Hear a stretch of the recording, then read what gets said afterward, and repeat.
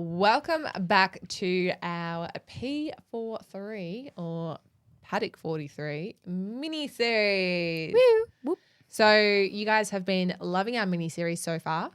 We have covered what is Formula One and flags last week. Speaking of flags, we are all beige flags this week. That is because we are wearing beige. And if you don't know what we're talking about, then maybe you should go back and listen to that episode. But Chop. otherwise, the request this week has been tyres. So let's crack into talking about the wonderful strategy of tyres. Kick us off, Pat.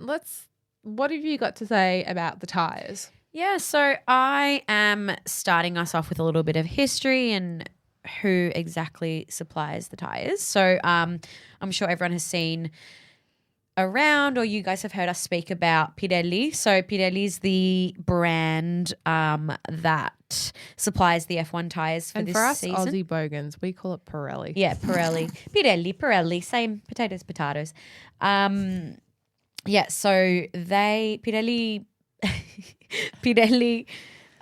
supply the F1 tyres at the moment. So there's been over the years many different brands that have supplied the tyres. We've seen Continental, we've seen Bridgestone, we've seen Michelin. But yes, at the moment, so the Italian manufacturer Pirelli have supplied F1 teams with tyres since 2011. They actually made a return to the sport after previous spells of involvement in the 50s and 80s and 90s. And they were actually one of the several companies to provide tyres at the start of the World Championship back in 1950. So they've been around. They know what they're doing. They're the OGs. They're the OGs. There used to be the tyre war. So different brands would compete for usage, I guess. But now they're a sole exclusive supplier. Yes. With an agreement running through to the end of 2024, I think it is. Yes. Yeah. Yes, so they've got until 2024, so we'll see what happens after 2024. Bridgestone. Yeah, who's going to come back? So the specification with the F1 tyres were a 13-inch supply for quite a long time. And in 2022, Pirelli produced all new 18-inch tyres as part of a sweeping change to technical regulations. And it's actually so interesting when you look at older F1 cars compared to this year and last year's car and how big the tyres are and how much of a difference it makes. Well, the cars are bigger to cater to those big tyres as well. Big boys. Bigger is better. Yeah. Wink, wink. Well, the tyres are a huge part of F1 strategy. During a race, the driver is required to use two different types of tyres. So they have to change those tyres, but that can be, adjusted if there's various weather conditions. And after free practice, the teams have to hand in 2 sets of their tyres, leaving only 7 for qualifying in the race. So, Amy, you're quite the skilled one in tyres, I reckon. Oh, gosh. Big call? I'm scared. No, I was going to say, Amy, you're quite the skilled connoisseur in the tyres, particularly when it comes to like the slicks and the different weather conditions. So tell us, what do we need to know? I mean, I try. She's good. I try a little bit. So we'll start off with the soft compound, which usually has, well, the longest of times it had a red marking on it. It offers the highest level of grip for the fastest lap times, and it's typically used on smooth and high grip tracks with relatively cooler temperatures. So, something like Silverstone is pretty good with the softs, as we just saw in Hungary. Not so good because the track was so hot. Another thing is soft tyres are ideal for qualifying sessions or during the early stages of a race when track conditions are favourable and teams aim for maximum performance. And then we have the medium compound, so this is C4, the yellow. So the medium tyre provides a good balance between grip and durability. It's suitable for a wide range of track conditions and temperatures. They usually say that the medium compound kind of adapts to whatever track it's on, which is kind of why we see it used the most. It's kind of the one that you see a lot of them starting on. Yeah. Just to test out what's going on. Yeah. See what's happening. It's and nice then, in between. Yeah, exactly. So medium tyres are often used for longer stints during the race. Kind of what we said. So a lot of the time they like to, would you say they try to have a longer stint at the start? Yeah, they would, because they want to reduce how many times they actually pit. Yeah. It's only if you and really change those tyres. stuff up, you come in for an early pit. Yeah. Yeah, especially when you see things like incidents and those sorts of situations where that's when a team will sort of change their structure and maybe quickly jump on and change to a soft or something if there's enough time.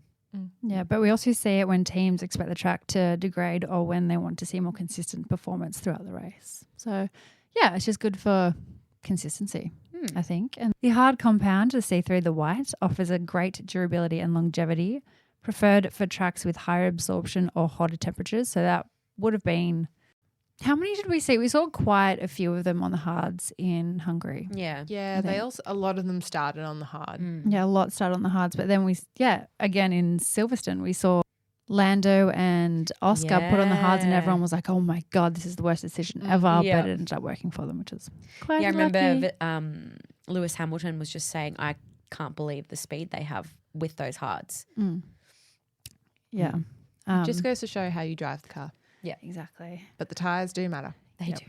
And then hard tyres are typically used on circuits that are demanding on the tyres, such as those with rough surfaces or high-speed corners. They can be a strategic choice to reduce the number of pit stops and manage tyre wear over a longer race distance. All right, so another type of tyre that we have is the intermediate tyres, and they're usually marked with a green sidewall. And these are used when the track is damp or has light rain. So a lot of the time, you know, we see in races when you start hearing people on their microphones, you hear a lot of noise, and that's when they're saying, do we change to intermediates? Do we not change to intermediates? And kind of figure out how to best deal with a situation like that. So these tyres feature a tread pattern with shallower grooves compared to full wet tyres, which allows them to maintain grip on a wet but drying track. I think that's something that you can notice a lot as well when you see some tyres look quite smooth whilst other ones look a little bit more like the tyres that we have on our cars that are a bit grippier. Intermediate tyres are designed to disperse water effectively while still providing sufficient grip on a slightly wet surface. And then that takes us to full wet tyres. So the full wet tyres identified by blue sidewall, and they are used in heavy rain or when the track is completely wet. These tyres have much deeper grooves, and this channels large amounts of water away from the contact patch, maximising grip. So full wet tyres are designed to provide the highest level of water dispersion and grip on a fully wet track, allowing drivers to maintain control and reduce the risk of aquaplaning, which we have seen many a times. See it a lot. Lando Norris in Sochi. Oh. Could have been his first win. Could have been his first win, yeah. No. Yeah, that is, Sochi 2022. That is prime example of aquaplaning. Horrible. But also the importance of the wet tyres. And I think as well it's so important, kind of that distinction between the intermediate tyre and the full wet tyre, because sometimes we just have a little drizzle and there's no need for a full wet tyre. Full wet. No. So we'll go through a few terms you might hear throughout a race weekend. So sometimes they might use the term scrubbed. So teams run new tyres for a few laps in practice to prepare them for optimal performance on race day. Have you heard them say that? I don't think I have. Scrubbed. We have the slicks, which is smooth tyres without grooves and used in dry conditions. Compound refers to the hard or softness of the rubber on a tyre. Harder compounds last longer, while softer compounds provide better grip. As we went through before, the C5 red, which is soft, the C4 yellow, which is medium, and the C3 white, which is hard. Then we have blistering, when the inside of the tyre overheats compared to the outer part, causing damage and minor explosions. So I think, I'm sure you guys have seen quite a bit of that on the tyres when they do those close-up shots. Say blistering on your foot. Like, of course you've seen that. I'm like, yes, I have seen that. But yeah, anyway. Well, yeah, it's like a blister on your foot, but just on the tyre. Yep. And it's rubber. And it's uncomfortable. That's horrible. Graining, when the outside surface of the tyre gets hotter than the inside, resulting in the outer rubber breaking off and sticking to the tyre's surface. That's when it kind of looks really uneven and icky and sticky. Icky and sticky. Then we have a flat spot, which is a patch on the tyre where the curved surface becomes flat. And this occurs when a driver brakes too late and the wheel stops turning momentarily, causing the tyre to scrape along the ground. I just found that one interesting. Yeah. And of course, the one we hear all the time, deg. Short for tyre degradation. It refers to the gradual loss of tyre performance due to wear. So that was it. There's a lot of different terminology. I for think tyres. another interesting thing to touch on with tyres is obviously the tyre blankets. So a lot of the time when the cars are sitting in their garages, you see the tyres, they're sort of covered by these blankets. Yeah, they're Tyre blankets, blankets. basically. They're trying to keep them warm. They're trying to keep them warm. So they're basically preheated. They preheat the tyres before a race, typically up to 100 degrees, which is very warm. And I would love to wrap myself in one of those blankets this winter. Oh, I thought you meant the tyre. I was like, you're going to burn. Yeah, not the tyre. Maybe just the You blanket. got a blister. You get a blister. But interesting though, because it's in question, or there's talks of potentially actually banning tyre blankets Yeah, next because year. they're trying to phase them out. Yeah. And again, this is a way for F1 to reduce their carbon footprint. But how does It would removing tyre blankets because reduce it would the carbon? because they're using more electricity, To right? heat them up. To heat them up. Yeah. But by removing the blankets and not preheating those tires, Yeah. you're almost creating a more even field because it takes longer to warm up those tires, particularly if you're starting on the hards, because you're zigzagging a lot more, which means possibly more crashes as well. It would Yes. change the race so much. Yeah, it would. I know at the moment they have brought it down, or as of last year, the rules changed to allow only 5 sets of tires heated to a maximum of 70 degrees Celsius. Yeah, that'll watch this space. I think we'll see there's going to be a lot of tire blankets on the market, and I might want one. I'll get one. Yeah. Wonder if I'll they'd give get us a one with discount. Yeah. Hey, we have a podcast. Can we buy one? We can hang it up in the background. Yeah. Pirelli sponsor us. Hello. So one of the $1 million questions in F1 is what happens to the tyres afterwards, particularly with the Formula One getting a lot of criticism over ecological practices, you would say. But Pirelli actually has a green technology policy, so they're very strict about that. So each tyre, also, I will say this is quite expensive. They say it's about $1,700 estimated cost. So Wait, per tyre? per tyre. She's a lot. She's expensive. And they supply just over 40,000 tyres per year.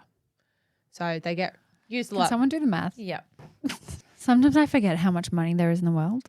It's like, At least 68 million. oh, Yep. 68 million in tyres. just tyres. So at the end of the race, all teams have to return all tyres, even unused tyres, back to Pirelli.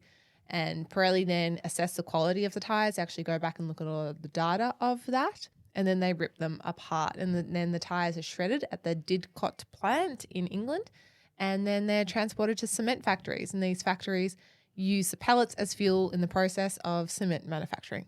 Wow. Nice. I actually didn't know that. Yeah. So they kind of make it full circle. And then the cement manufacturing, they redo the tracks. No, I'm kidding. I don't know if they go full circle. But So it's not you know. like on The Simpsons when there's a tyre wall on no, fire. Yeah. they don't burn them on fire, but they actually use them a little bit. But that's why you never see them, taking the tires with them when they're packing up a Yeah. Grand Prix. Yeah. Yeah. Interesting. Yeah, so they have to give them back to Pirelli. I like that. Yeah. I got a Pirelli hat one year at the Grand Prix, but then I lost it. Really sad. That's my. I thought of a joke in my head and I was like, that's not funny, so I didn't say it. So I just laughed to myself. When you're like, oh no, I'm going to stop myself. That's You're bad. like, oh, I'm not going to say that. What were you going to say? I can't really remember. Oh It was my like God. something dumb to do with Max and his Pirelli hat today. Like my God, yeah. being like, you should ask Max Pirelli for hat. his. Send him a DM. I don't know. Yeah, so I think that's kind of everything. I mean, we could do another deep dive into other elements of tires, like strategies. But yeah, We're starting that's you off short and sweet. short and sweet. And that is our little mini series on tires. Hopefully you've learnt a little bit. And let us know what else you want to know about the Formula One. If you want to deep dive into some of the drivers or a team, you'd like to know more about the terminology, send us a message on Instagram and we will cater that to you. We'll give you anything you want And where can they find us, Amy? at Paddock43 on Instagram and TikTok. And also remember, subscribe, give us a 5-star. We want those 5 stars. And send this around to your other friends that also want to get into F1. Because we got you. We do. But thank you so much for listening, and we will be back in your ears next week. Bye. See ya. Bye.